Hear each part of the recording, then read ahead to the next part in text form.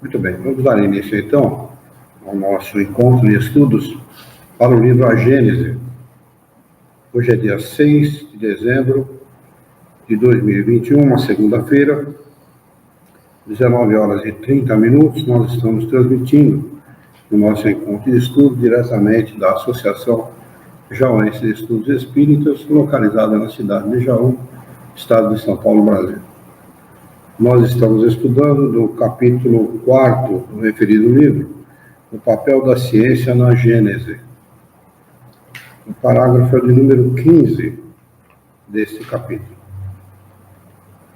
E diz o seguinte: se a questão do homem espiritual permaneceu até nossos dias no estado de teoria, é porque tem havido a falta de meios de observação direta, por outro lado, existentes para constatar o estado do mundo material. E o campo tem estado aberto a concepções do espírito humano. Enquanto o homem não conheceu as leis que regem a matéria, e enquanto não se pôde aplicar o método experimental, andou a errar de sistema para sistema no que se refere ao mecanismo do universo e à formação da Terra. Na ordem moral, tem se dado o mesmo que na ordem física. A fim de fixar as ideias, tem faltado o elemento essencial: o conhecimento das leis do princípio espiritual. Este conhecimento estava reservado à nossa época, assim como o conhecimento das leis da matéria foi obra dos 2 séculos anteriores. Até o presente, o estudo do princípio espiritual, compreendido na metafísica, havia sido puramente especulativo e teórico. No espiritismo é todo experimental. Com a ajuda da faculdade mediúnica, mais desenvolvida em nossos dias, e sobretudo generalizada e melhor estudada, encontrou-se o homem de posse de um novo instrumento de observação. Para o mundo espiritual, a mediunidade tem sido aquilo que o telescópio foi para o mundo sideral, do microscópio para o mundo do infinitamente pequeno. Permitiu explorar, estudar, por assim dizer, de visu, vendo, de vistas, deve ser, o significado deve ser esse, suas relações com o mundo corporal. Isolar no homem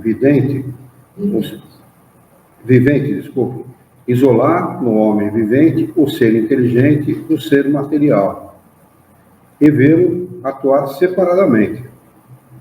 Uma vez estabelecida a relação com os habitantes de tal mundo, foi possível seguir sua alma em sua marcha ascensional, em suas migrações, em suas transformações. Enfim, tornou-se possível estudar o elemento espiritual. Eis o que faltava aos anteriores comentadores da Gênese para compreendê-la e retificar os seus erros. Estando em contato incessante, o mundo espiritual e o mundo material são solidários um com o outro. Todos os dois têm sua parte de ação na Gênese.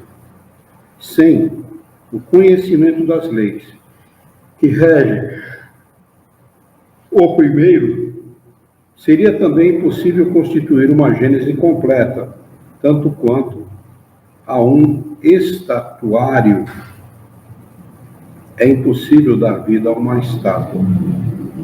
Unicamente hoje em dia, e apesar de que nem a ciência material, nem a ciência espiritual hajam proferido suas derradeiras palavras, o homem possui os 2 elementos adequados a lançar luz sobre esse imenso problema.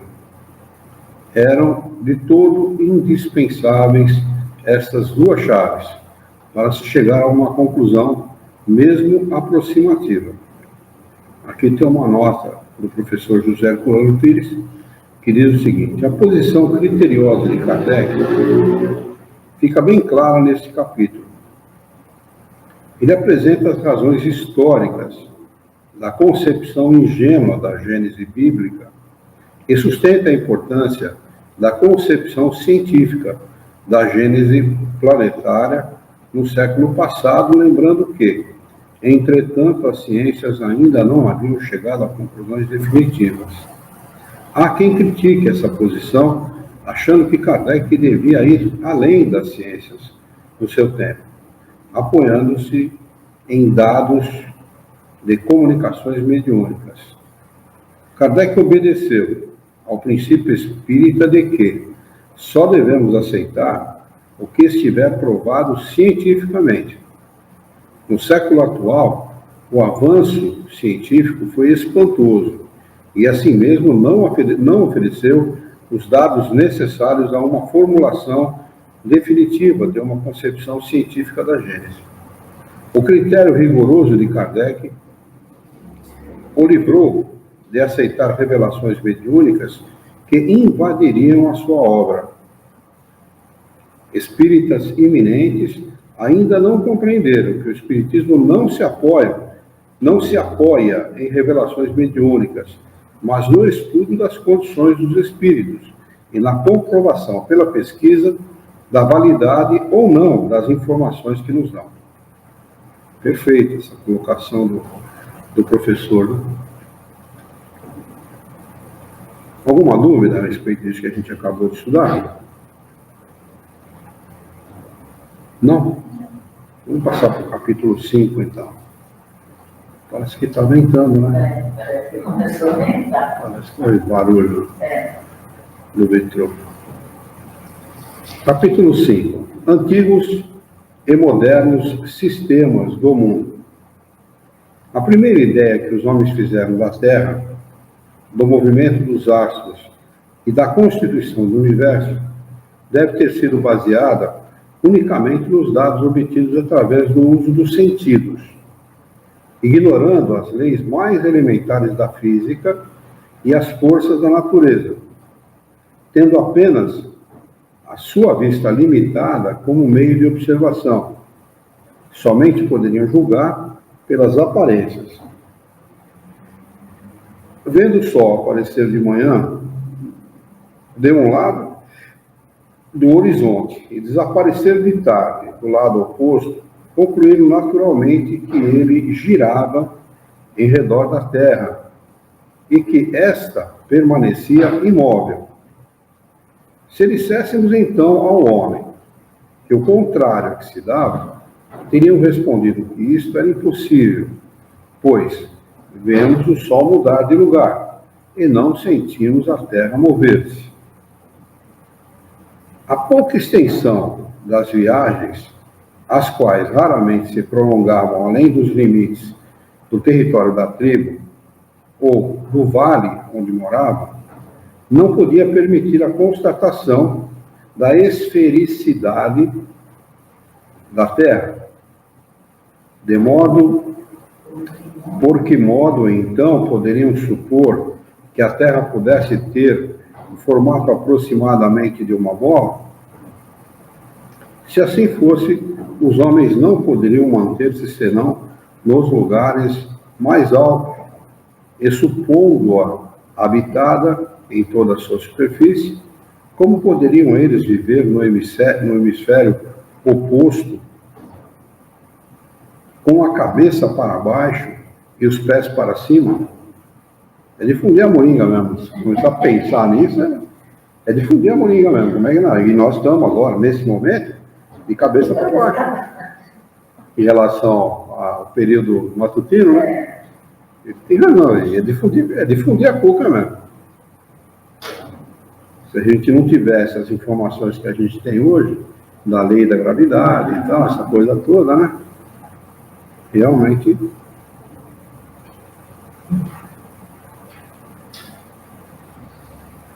diminuiria mais a probabilidade da proposição Considerando o movimento de rotação, ainda hoje, já se conhece a lei de gravitação, encontrando-se pessoas relativamente bem esclarecidas que não concebem esse fenômeno. Assim, não será de admirar que os homens das primeiras eras nem sequer hajam suspeitado da sua existência. A Terra é para eles uma superfície plana, circular, como uma mó de moinho, que se estendia a perder de vista na direção horizontal. É daí que provém a expressão ainda usual, ir ao fim do mundo.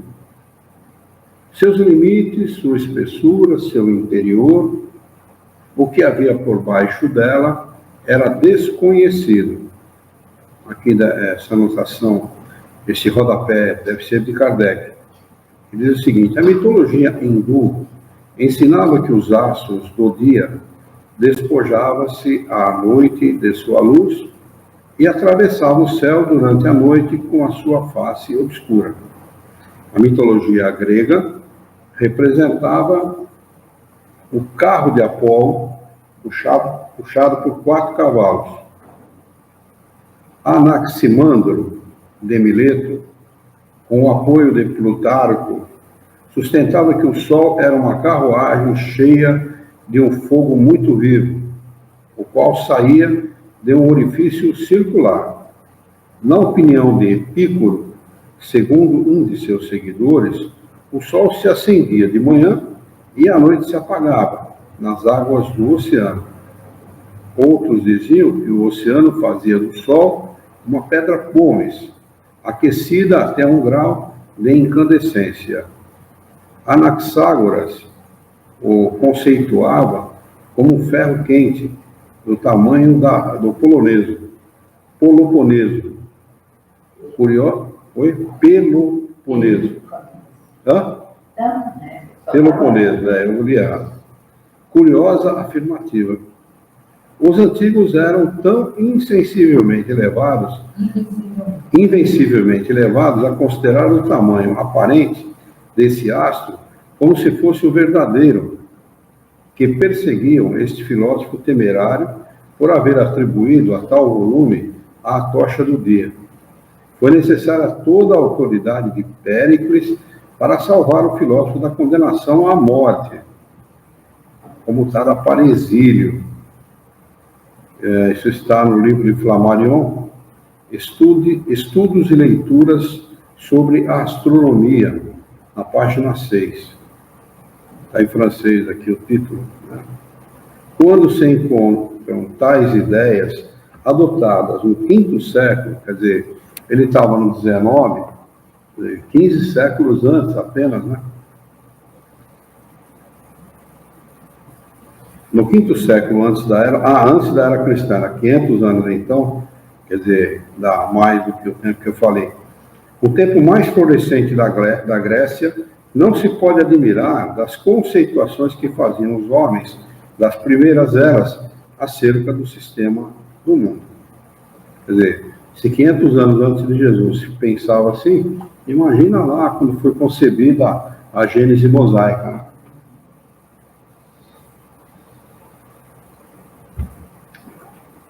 Cerca de 4.000 anos antes de Jesus. Né? O Sol, aparecendo sob forma côncava. O céu. Desculpa, eu li o Sol, né? Desculpa. O céu, aparecendo sob forma côncava, era, conforme a crença vulgar, uma abóbada real, cujas bordas inferiores se apoiavam sobre a terra e marcavam seus limites. Vasta cúpula que o ar enchia em toda a sua capacidade. Sem nenhuma ideia do espaço infinito, incapazes mesmo de o conceber, os homens figuravam que tal cúpula seria formada de matéria sólida. Daí o nome de firmamento, que sobreviveu à crença e que significa firme, resistente. Do latim firmamentum, derivado de firmus, e do grego erma, ermatos, firme, sustento, apoio, ponto de apoio.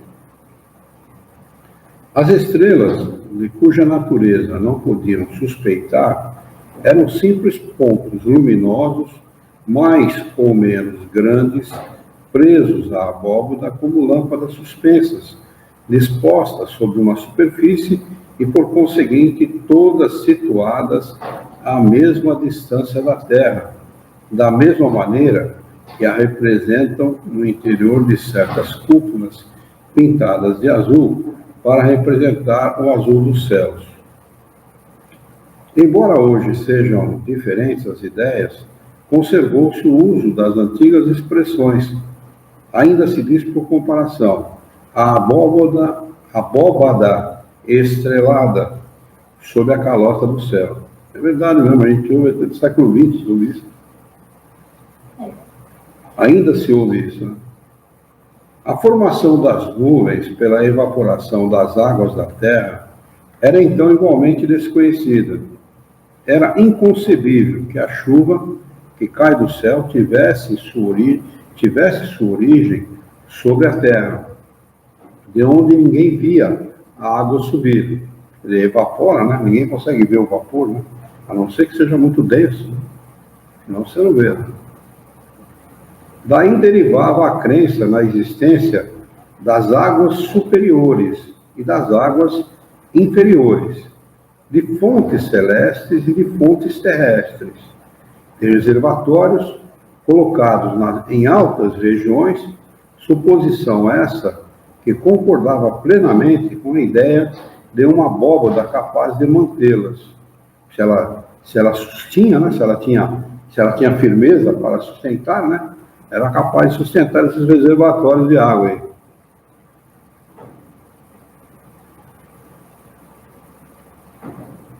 As águas superiores, escapando pelas fendas da abóbada, caíam na forma de chuva, e conforme fossem essas aberturas maiores ou menores, a chuva era suave ou torrencial, até mesmo diluviana.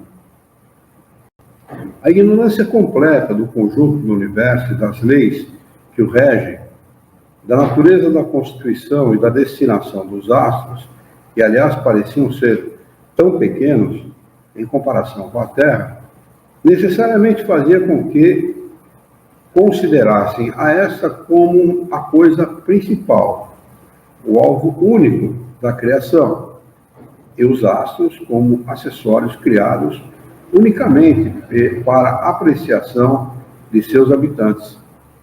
Esse preconceito se perpetuou até nossos dias, apesar das descobertas da ciência, as quais, para o homem, alteravam o aspecto do mundo. Quantas pessoas ainda acreditam que as aldeias e as estrelas, são ornamentos do céu para recreio das vistas dos habitantes da Terra? Kardec está falando isso do tempo dele, né? Ainda até hoje tem gente que acredita dessa forma. Não tardou, contudo, a percepção do movimento aparente das estrelas que se movem no conjunto do Oriente para o Ocidente, elevando-se de tarde e deitando-se pela manhã, e conservando suas respectivas posições. Entretanto, durante muito tempo, esta observação não teve outro efeito senão confirmar a ideia de uma abóbada sólida que arrastava as estrelas em seu movimento de rotação.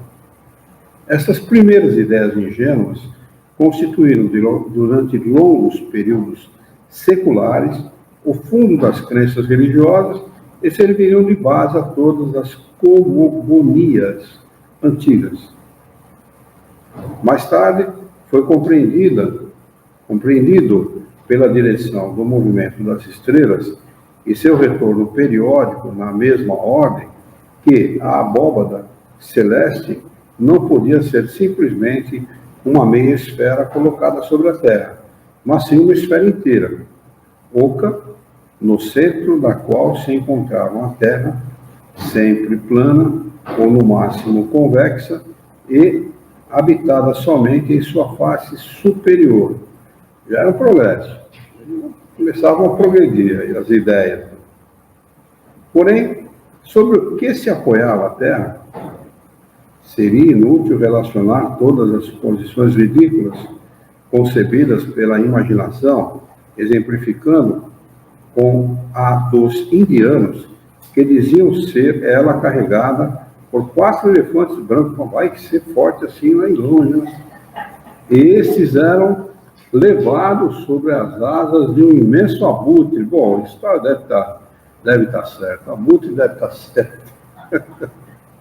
Os mais sábios adiantavam que nada sabiam. Bom, tem que dar uma explicação, né? O homem sempre teve essa necessidade de explicar as coisas. Aí dava essas explicações pífias aqui, né?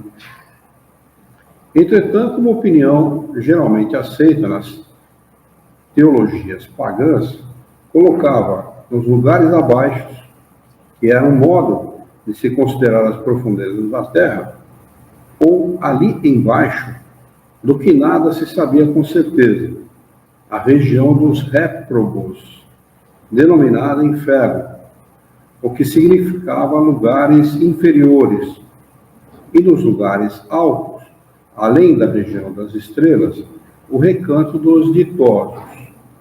A palavra inferno conservou-se até nossos dias, embora haja perdido sua significação etimológica, depois que a geologia desalojou o lugar dos suplícios eternos das entranhas da Terra e que a astronomia demonstrou que no espaço infinito não há alto nem baixo. Então se destruiu aí a ideia do inferno e do céu também, né?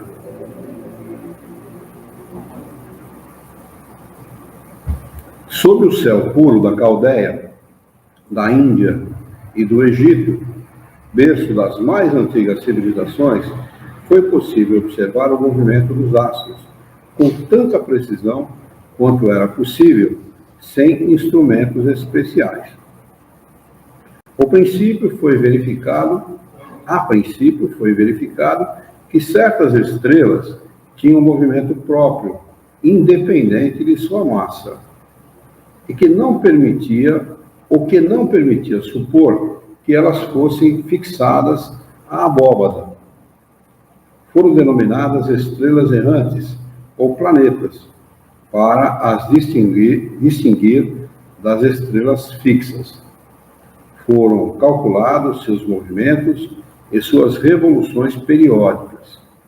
No movimento diurno da esfera estrelada, foi observada a imobilidade de uma estrela polar em redor da qual as outras descreviam em 24 horas círculos oblíquos, paralelos, maiores ou menores, conforme o seu afastamento da estrela central. Foi esse o primeiro passo em direção ao conhecimento da obliquidade do eixo do mundo. Viagens mais extensas permitiram observar a diferença dos aspectos dos céus, conforme as latitudes e as estações. A elevação da estrela polar acima do horizonte, acompanhando a variação da latitude, levou o homem a descobrir a redondeza da Terra. É assim que, pouco a pouco, foi se fazendo uma ideia mais justa do sistema do mundo. Aproximadamente no ano 600 a.C., Tales de Mileto, Ásia Menor, conhecia a esfericidade da Terra, a obliquidade da elíptica e a causa das eclipses. Um século depois, Pitágoras de Samos descobriu o movimento diurno da Terra em redor do seu eixo, seu movimento anual ao redor do Sol e relaciona os planetas e cometas do Sistema Solar. 160 anos antes de Cristo, Hiparco, de Alexandria, Egito, inventa o astrolábio, calcula e prediz os eclipses. observa as manchas solares, determina o ano trópico e a duração das revoluções lunares. Estas descobertas foram preciosas para o progresso da ciência e, contudo, levaram quase 2.000 anos para serem divulgadas. As ideias novas, cujo único meio de propagação eram manuscritos raros, permaneciam no domínio de alguns filósofos que a ensinavam a discípulos privilegiados. As massas, que ninguém cogitava de esclarecer, não as aproveitavam de modo algum e continuavam a se nutrir com as velhas crenças. Nas alturas do ano 140 da era cristã, Ptolomeu, um dos homens mais ilustres da escola de Alexandria, combinando suas próprias ideias com as crenças vulgares e algumas das mais recentes descobertas astronômicas, compôs um sistema que se pode denominar misto, o qual traz seu nome, e que, durante quase 5 séculos, foi o único adotado no mundo civilizado. Segundo o sistema de Ptolomeu, a Terra é uma esfera situada no centro do universo. Ela se compunha dos 4 elementos: terra, água, ar e fogo. Assim, era a primeira região denominada elemental, a segunda região dita etérea, condizia 11 céus, ou esferas concêntricas, girando em redor da Terra, a saber, o céu da Lua, o de Mercúrio, o de Vênus, do Sol, de Marte, de Júpiter, de Saturno, das estrelas fixas, do primeiro cristalino, esfera sólida transparente, do segundo cristalino e, enfim, do primeiro móvel, que dava movimento a todos os céus inferiores e os fazia descrever uma volta em 24 horas. Além dos 11 céus, estava o Empíreo, mansão dos bem-aventurados, assim denominado segundo a palavra grega pir, ou puro, que significa fogo, pois se acreditava que essa região resplandecia de luz como o fogo.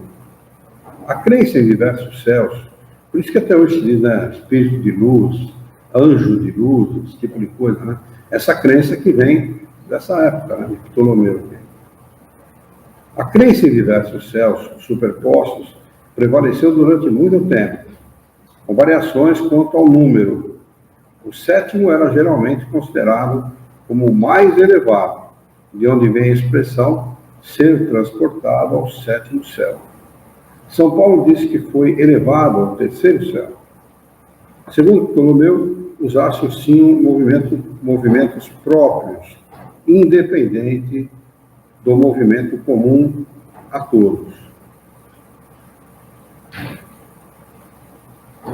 Esses movimentos seriam menores ou maiores, segundo o seu afastamento do centro. As estrelas fixas faziam uma revolução em 25.816 anos. Essa derradeira avaliação denota o conhecimento da precessão dos equinócios, a qual se efetua em 25.860 anos. No início do século XVI, Copérnico, célebre astrônomo, nascia em Tours, Prússia, em 1472, falecido em 1543. Retomou as ideias de Pitágoras, publicou um sistema que, confirmado a cada dia por novas observações, foi acolhido de modo favorável e não tardou a substituir o de Ptolomeu. Segundo esse sistema, o Sol está no centro. Os planetas descrevem órbitas circulares em redor deste astro. A Lua é um satélite da Terra. Um século depois, 1609, Galileu, nascido em Florença, inventou o telescópio. Em 1610, descobre os 4 satélites de Júpiter e calcula suas revoluções. Reconhece que os planetas não têm luz própria, como as estrelas, e que eles são clareados pelo Sol. Que os planetas são esferas semelhantes à Terra. Observa suas fases e determina a duração de suas rotações em volta de seus eixos. Dá assim, mediante provas materiais, sanção definitiva ao sistema de Copérnico. Data daí o insucesso da fantasiosa edificação dos céus superpostos. Os planetas foram reconhecidos como mundos semelhantes à Terra, e tal como ela, sem dúvida, habitados. As estrelas foram consideradas como sóis inumeráveis, centros prováveis de outros tantos sistemas planetários. E o próprio Sol foi reconhecido como uma estrela, centro de um turbilhão de planetas que lhe são agregados. Já não se confinam as estrelas a uma zona da esfera celeste, reconhecendo-se que elas estão irregularmente disseminadas no espaço limitado. Aquelas que parecem tocar-se estão a distâncias incomensuráveis umas das outras. As menores, na aparência, são as mais afastadas de nós. As maiores, aquelas mais próximas. Ainda assim, estão afastadas a centenas de milhares de léguas. E Kardec retratou assim, né? Hoje a gente fala em anos-luz, né? Os agrupamentos aos quais foi dado o nome de constelações não são meros aparentes amontoados, causados pelo afastamento. Suas figuras são efeito de perspectiva, semelhantes às figuras que se formam à vista de alguém que se coloca num ponto fixo e observa luzes diversas numa vasta planície ou árvores numa floresta. Porém, esses aglomerados não existem na realidade. Se fosse possível nos transportarmos para a região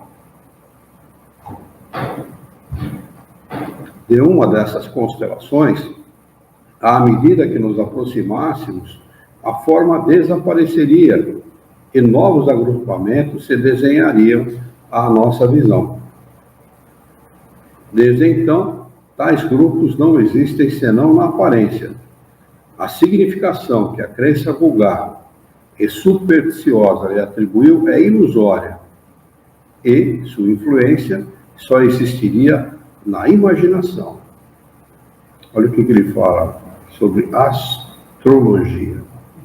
Para lhe distinguir as constelações, tem recebido nomes como Leão, Touro, Gêmeos, Virgem, Balança, Capricórnio, Câncer, Órion, Hércules, Grande Ursa ou Carruagem de Davi, Pequena Ursa, Lira, etc. Elas têm sido representadas por figuras que fazem lembrar tais nomes, sendo, na maior parte, fantasiosos, mas que, em todos os casos, não têm nenhuma relação com a forma aparente do grupo de estrelas. Seria, pois, em vão procurar tais figuras do céu. A crença na influência das constelações, sobretudo daquelas que constituem os 12 signos do zodíaco, provém da ideia associada aos nomes que elas receberam. Se aquela que é denominada leão tivesse sido denominada jumento ou ovelha, certamente lhe teria sido atribuída uma influência totalmente diversa.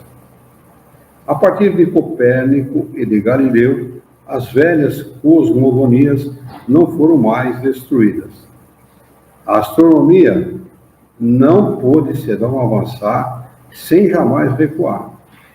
A história relata as lutas que estes homens de gênio tiveram que sustentar contra os partidários dos preconceitos e, sobretudo, contra o espírito vigente nos seus tempos, interessado na manutenção dos erros sobre os quais tinham fundado crenças que se lhes afiguravam assentes sobre uma base inquebrantável. Bastou a invenção de um instrumento de ótica para derribar uma edificação de vários milhares de anos. Porém, nada poderia prevalecer contra uma verdade reconhecida como tal. Graças à divulgação pelos meios tipográficos, o público iniciado nas novas ideias, começou a não se acalentar com ilusões e tomou parte na luta. Já não era mais contra certos indivíduos, que seria preciso opor-se, mas contra a opinião geral, que se alinhava com a ideia apoiada nos fatos e erigia a situação de verdadeira causa pública. Como o universo é grande, se considerado conforme as mesquinhas proporções que atribuíam nossos ancestrais, como a obra de Deus é sublime, quando a vemos realizar-se segundo as leis eternas da natureza. Porém, quanto tempo, quantos esforços de gênios, quantos devotamentos foram necessários para descerrar os olhos das criaturas e arrancar, por fim, a venda da ignorância. Estava, por fim, aberto o caminho no qual iam entrar ilustres e numerosos sábios para completar a obra apenas esboçada. Kepler, na Alemanha, descobre as célebres leis que lhe trazem seu nome, e com a ajuda das quais ele reconhece que os planetas descrevem órbitas não circulares, mas sim elípticas, das quais o Sol ocupa um dos focos. Newton, na Inglaterra, descobre a lei da gravitação universal. Laplace, na França, cria a mecânica celeste. A astronomia, enfim, não é mais um sistema fundado sobre conjecturas ou probabilidades, mas sim uma ciência estabelecida sobre as bases mais rigorosas do cálculo e da geometria. Assim se encontra lançada uma das pedras fundamentais da Gênese, decorridos aproximadamente 3.300 anos depois de Moisés. Alguma dúvida a respeito disso que nós acabamos de estudar? Não? Podemos seguir? Capítulo 6. Uranografia geral. Aqui tem um rodapé de Kardec que diz o seguinte: esse capítulo foi extraído integralmente de uma série de comunicações ditadas na Sociedade Espírita de Paris em 1862 e 1863, sob o título Estudos Uranográficos, que traziam a assinatura Galileu. O médium foi o senhor G.F. Ele vai estudar aqui o seguinte: o espaço e o tempo, a matéria, as leis e as forças, a primeira criação, a criação universal, os sóis e os planetas, os satélites, os cometas, a Via Láctea, as estrelas fixas, os desertos do espaço, sucessão eterna dos mundos, a vida universal e diversidade dos mundos. O espaço e o tempo. Diversas definições do espaço foram dadas. A principal é esta: o espaço é a extensão que separa dois corpos. De tal enunciado, certos sofistas deduziram que, onde não houvesse corpo, não haveria espaço. É com tal alicerce que doutores em teologia se basearam para estabelecer que o espaço seria necessariamente finito, alegando que corpos limitados em certo número não poderiam formar uma série infinita, e que, no local em que os corpos parassem, o espaço também se deteria. Outra definição do espaço: o lugar no qual se movem os mundos, o vazio no qual atua a matéria, e etc. Deixemos nos tratados todas essas definições, pois nada define. O espaço é uma dessas palavras que representam uma ideia primitiva e axiomática, evidente por si mesma, e que as diversas definições lhes podem dar,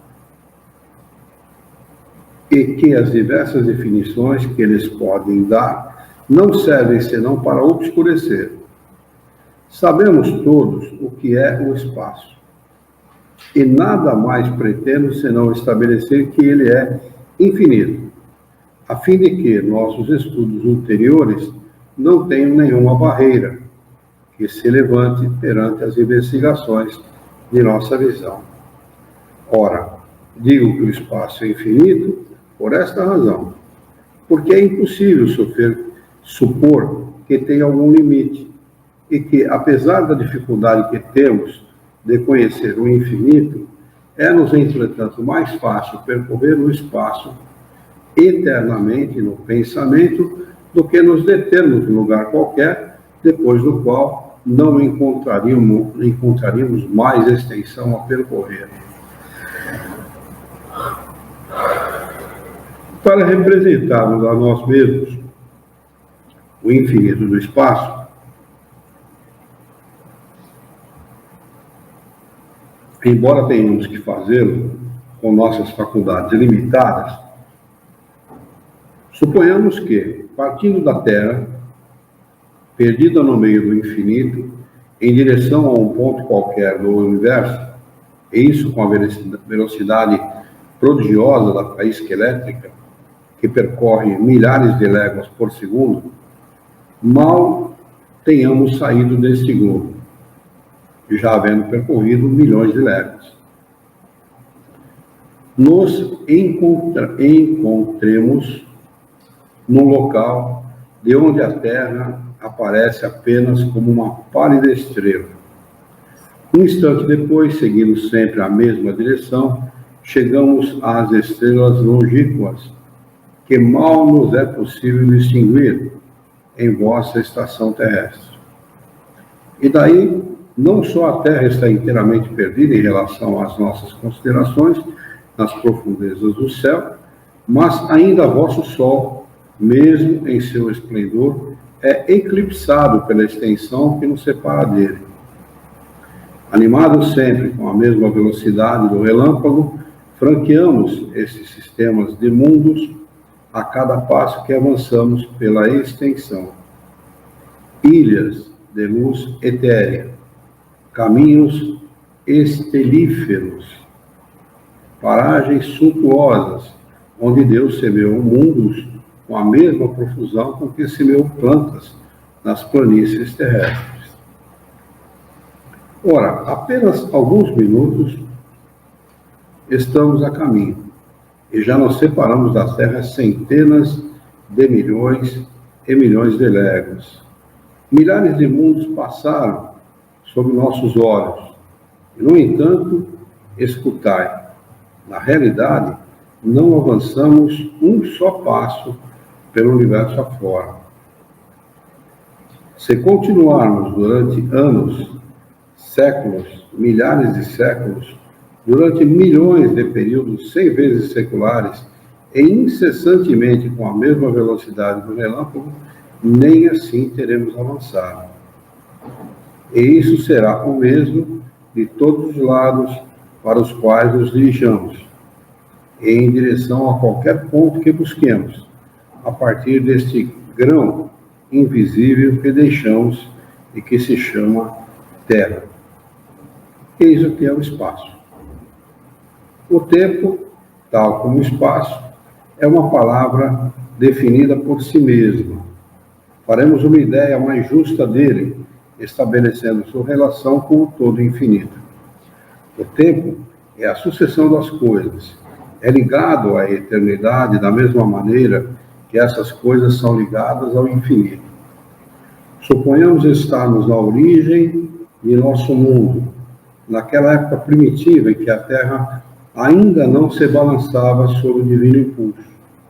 Numa palavra, no começo da Gênese. Então, o tempo ainda não sairia do misterioso berço da natureza. E ninguém poderia dizer em que época de séculos estamos, pois o pêndulo dos séculos ainda não está em movimento. Porém, silêncio. A primeira hora de uma terra isolada soa no relógio da eternidade.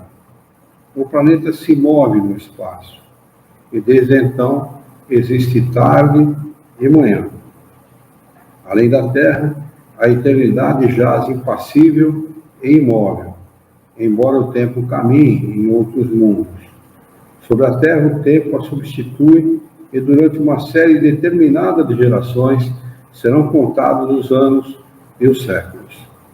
Entretanto, transportemo-nos ao derradeiro dia do mundo, a hora em que, curvada sob o peso de sua velhice, a Terra se apagará do livro da vida para ali não mais reaparecer. Aqui se detém a sucessão dos acontecimentos.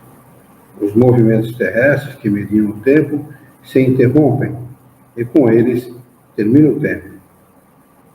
Esta simples exposição das coisas naturais que dão nascimento ao tempo o nutrem e o deixam estender-se.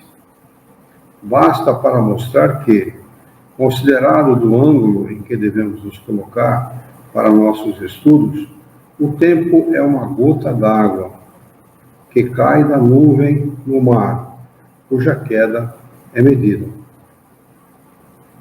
Tantos mundos haja na vasta expansão, tantos tempos diversos haverão e incompatíveis.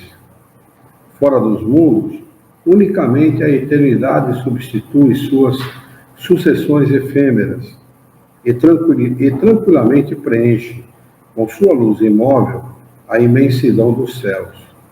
Imensidade sem limites e eternidade sem restrições. Tais são as grandes propriedades da natureza universal. À vista do observador, que atravessa sem jamais encontrar obstáculos, as distâncias incomensuráveis. Quer pegar o lenço? Não. À vista do observador, que atravessa sem jamais encontrar obstáculo, as distâncias incomensuráveis do espaço e a do geólogo, que remonta além dos limites das idades, ou que desce às profundezas da eternidade e ante, onde um dia se perderão, atuam em conjunto, cada um por seu lado, a fim de adquirir esta dupla noção do infinito, extensão e duração. Ora, observando esta ordem de ideias... Oi? Conservando. Ora, conservando esta ordem de ideias, ser-nos-á fácil conceber que, não sendo o tempo senão a relação das coisas transitórias e, portanto, unicamente de coisas que se medem assim, se tomarmos os séculos terrestres por unidade e os amontoarmos aos milhares de milhares, para com eles formar um número colossal, esse número não representará jamais senão um ponto na eternidade. De modo semelhante, os milhares de léguas reunidos aos milhares de léguas não são senão um ponto na extensão. Assim, por exemplo, os séculos, sendo algo que se encontra fora da vida etérea da alma, poderíamos escrever um número tão extenso como o equador terrestre e supor que de nós mesmos que seríamos tão velhos quanto tal número de séculos, sem que na realidade nossa alma contasse um dia a mais. E acrescentando a este número indefinível dos séculos, uma série longa, como daqui ao Sol, de números semelhantes, ou ainda considerável, e imaginando que vivêssemos durante a prodigiosa sucessão de períodos seculares, representados pela soma de tais números, quando chegássemos ao termo final. A acumulação incomparável de séculos que pesaria sobre nossas cabeças seria como se não houvesse, permaneceria sempre diante de nós toda a eternidade. O tempo não é senão uma medida relativa de sucessão das coisas transitórias. A eternidade não é suscetível de nenhuma medida, do ponto de vista de sua duração. Para ela, não há começo nem fim. Para ela, tudo é o presente. Se séculos e séculos são menos que um segundo em relação à eternidade, o que será, então, a duração da vida humana? Quem responde? Nada. Nada, simplesmente. Né? Hã?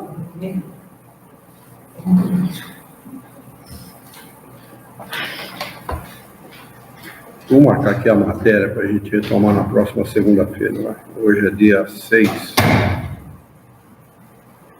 do 12 de 21.